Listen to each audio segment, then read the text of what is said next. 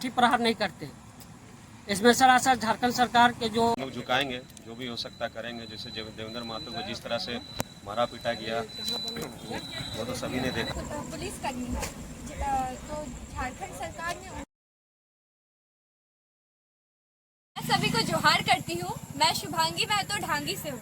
मैं 8वीं कक्षा में पढ़ती हूँ और मैं धनबाद पब्लिक स्कूल से हूँ।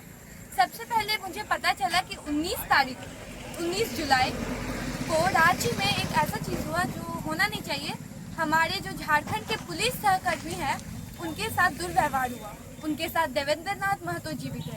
क्या ये करना सही था? चलिए हम सबसे राय लेते हैं उस बारे में। आपका क्या कहना है इस बारे में? देखिए, मेरा ये कहना है कि पुलिस जो भी किया है ये गलत किया है। ये झारखंड सरकार के इशारे पे किया है, ठीक ना। हमारे जो जेबीकेएसएस के बड़े उपाध्यक्ष हैं श्री देवेंद्र नाथ महतो और रांची लोकसभा के प्रत्याशी भी हैं, जी ना। इन्होंने सिर्फ सहायक पुलिस कर्मियों का साथ दिया और उन्होंने कुछ किया नहीं। लेकिन पुलिस की बर्बरता द्वारा उन्हें बहुत गंभीर चोट पहुंचाई गई, जो ये नहीं होना चाहिए था। हो सकता है कि आने वाले दिनों में और किसी के साथ इस तरह का घटना हो, तो हम ये सब बर्दाश्त करना नहीं चाहते हैं।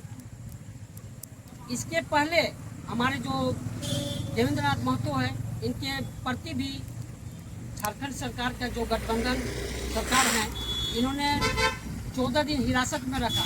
वो लोग नहीं चाहते हैं कि जेबीकेएसएस का जो उभरे हुए नेता लोग हैं वो हमसे बढ़ चढ़ के हिस्सा ले और हमारे भागीदारी में टांग अड़चन लगाए। पहले तो आप अपना परिचय दें। मेरा नाम संदीप कुमार महतो हुआ, जेबीकेएसएस सक्रिय सदस्य है। ये जो आंदोलन हो रहा है, आपको क्या लगता है कि आपको ये झारखंड सरकार इसमें झुकेगी या नहीं झुकेगी? वो अपना गलती मानेगी या नहीं मानेगी? झुकेंगे नहीं तो हम लोग झुकाएंगे, जो भी हो सकता करेंगे। जैसे देवेंद्र महतो को जिस तरह से मारा पीटा गया वो तो सभी ने देखा। लेकिन जितना हो सके हम लोग जेबीकेएसएस जितने भी कार्य सदस्य हैं, जितने भी मेंबर हैं, सब कोशिश करेंगे कि झारखंड सरकार को झुकाएं और ये गठबंधन सरकार को उखाड़ के फेंकने की सबसे बड़ी पहल है। देवेंद्र महतो जिस तरह से मारा गया, पीटा गया, हमें झारखंड वासी देख रहा है। लगता है कि सबसे बड़ा शोषण अभी हो रहा है। जिस तरह से बीजेपी सरकार में नहीं हुआ या किसी भी सरकार में नहीं हुआ, अभी इस तरह लग रहा है कि ज़्यादा शोषण अभी हो रहा है। इस तरह से मारा गया देवेंद्र महतो को, और भी जैसे कार्यकर्ता है उन्हें भी मारा गया। सबसे ज़्यादा देवेंद्र महतो को चोट लगा है, जिसके कारण पूरा झारखंड उग्र में है। जो भी है सबके सामने है, कोई छिपा हुआ नहीं है।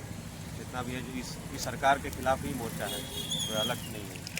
जो भी है एक क्वेश्चन करना चाहूँगी कि आज का जो मसला है उसका मेन मोटिव क्या था?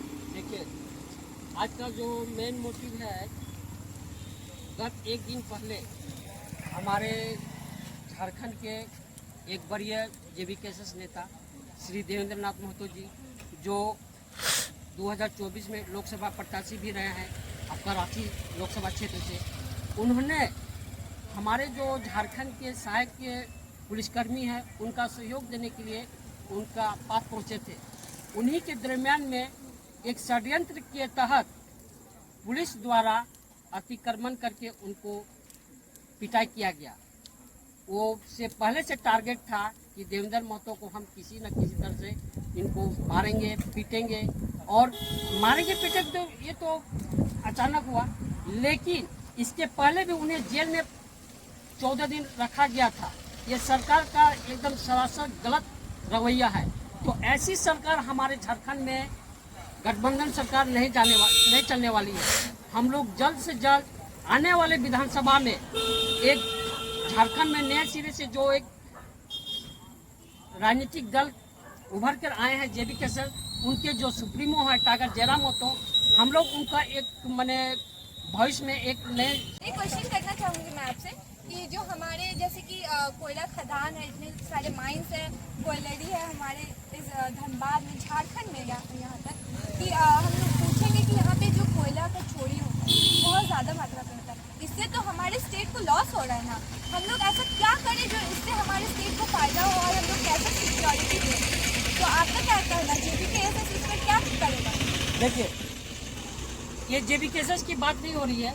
यह जो झारखंड प्रदेश है ना, ये झारखंड प्रदेश हमारी 40% माइंस का कवर करती है, जिसमें से धनबाद जिला अकेले 27% कोल माइंस को सप्लाई करती है। ये पूरे हिंदुस्तान में हमारे जो धनबाद जिला है कोयला की नगरी से जाना जाता है। और यहाँ भी जितने भी माइंस हैं सभी पर बाहरी लोगों का वर्चस्व कायम है। अगर ये पुलिस प्रशासन और सरकार जब तक नियंत्रण नहीं करती है तब तक यहाँ पर कोयला पर कंट्रोल नहीं हुआ, क्योंकि यहाँ के नेता ही और यहाँ के पुलिसकर्मी ही चोर है। तो यहाँ पर कोल माइंस को कैसे कंट्रोल कर सकता है? वो लोग घूस लेता है, ठेकेदार को पैसा लेता है, तो कोयला को कैसे कंट्रोल कर पाएगा? अगर वो स्वच्छ ईमानदार का अफसर बन जाते हैं तभी ये रोक नहीं हो पाएगा। हम लोग इस पर कुछ नहीं कर सकते हैं। हम लोग को तो अधिकार बनता नहीं है। अधिकार जिनके पास है वो अधिकार का प्रयोग करते नहीं है।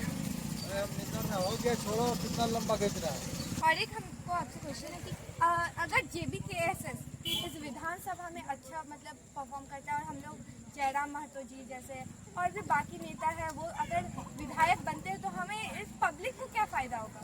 देखिए, सबसे पहले मैं ये कहना चाहता हूँ कि हमारे जो JBKSS का जो गठन हुआ है ये अत्याचार के खिलाफ एक मोर्चा संभालने के लिए JBKSS एक अन्याय के विरोधी बना है। चाहे जो भी जिस क्षेत्र में भी हो, चाहे सहायक पुलिसकर्मी हो, पारा टीचर हो, आपका सहायक शिक्षक हो, ठीक ना। तो हम JBKSS से यही निवेदन करते हैं कि अगर JBKSS से हमारे जितने भी अगर क्रांतिकारी भाई लोग आगे चल के अगर विधानसभा में फाइट करके MLA बनते हैं तो हमारे यहाँ का जो सत्ता की बागडोर है हम लोग पूर्ण रूप से संभाल सकते हैं। और आने वाले 5 साल 10 साल के बाद हम लोग एक मुख्यमंत्री के रूप में दावेदारी पेश कर सकते हैं। अगर हमारी विधायिका 25 बन जाता है तो 50% हमारी जो सत्ता की भागीदारी है वो हमें देने के लिए सक्षम है। हमारे टाइगर जयराम महतो के बिना फिर झारखंड में कोई सरकार चलने वाला नहीं है। और हमको आपसे और एक क्वेश्चन है कि हमारे जो एजुकेशन सिस्टम है झारखंड का स्पेशली इसमें है कि हम लोग जैसे कि आदिवासी लोग के बारे में बहुत कम ही पढ़ते हैं। मतलब अगर पढ़ भी लिए तो थोड़ा बहुत एक तो जो होता है बिरसा मुंडा के बारे में और 1-2 लोग के बारे में, उससे ज़्यादा नहीं। लेकिन हम लोग को तो जानना है, हम लोग इस माटी के बच्चे हैं, हम लोग को इनके बारे में जानना ज़रूरी है। हम लोग के जितने भी पहले के जो थे तो हाँ उनके बारे में हम लोग को जानना है। तो आप उस पर क्या कहना चाहेंगे कि हम लोग का एजुकेशन सिस्टम और कैसा इम्प्रूव कर सकता है उस पर? देखिए, मैं एक शिक्षक होने के नाते और एक इंजीनियर होने के नाते हम तो सबसे पहले ये कहेंगे कि यहाँ पर हमारे JBKSS के थ्रू से एक नई सरकार का गठन हो। उसके बाद यहाँ का जो एजुकेशन सिस्टम है उसको पूर्ण रूप से 100% यहाँ के बाल बच्चे को एक जिम्मेदारी देना चाहिए। और जिम्मेदारी होने के साथ साथ यहाँ के जितने भी महापुरुष से बने हैं, ठीक ना, हमारे झारखंड के महापुरुष जितने भी हैं, निर्मल महतो हो, आपका विनोद बिहारी महतो हो, शक्तिनाथ महतो हो, फूलचंद मनिंद्र नाथ महतो हो, आपका बिरसा मुंडा हो, शेख भिखारी हो, नीलांबर पीताम्बर हो, जो भी हमारे झारखंड में शहीद हुए हैं ना, उनके आधारित क्लास 1 से लेकर क्लास 10 तक का सिलेबस हिंदी साहित्य के बुक में हर चैप्टर में एक एक करके एक महापुरुष का जीवनी होना चाहिए, ताकि आने वाले भविष्य पीढ़ी में ये जान सके कि हमारे झारखंड से शहीद हुए हैं, ठीक ना, ये एक महापुरुष है जिनके नाम पर झारखंड में इनकी गाथा लिखी जा रही है, जिनके हम लोग वंशज हैं। और इन्हीं के वंशज से हम लोग आगे चल के हम लोग एक शिक्षक, एक राजनेता, एक वकील, एक इंजीनियर के रूप में स्थापित हुए हैं। अगर ये हम लोग का सिलेबस नहीं होते हैं तो हम लोग झारखंड में किसी भी तरह का जो आने वाला प्रतियोगिता है हम लोग फाइट नहीं कर सकते हैं। इसलिए फाइट नहीं कर सकते हैं कि जब हम उनके बारे में जानेंगे ही नहीं तो हम फाइट करेंगे क्या? फाइट कैसे करेंगे? हम लोग एग्जाम पास ही नहीं कर पाएंगे। तो हम सभी से ये निवेदन करते हैं कि इनका एक सिलेबस रखा जाए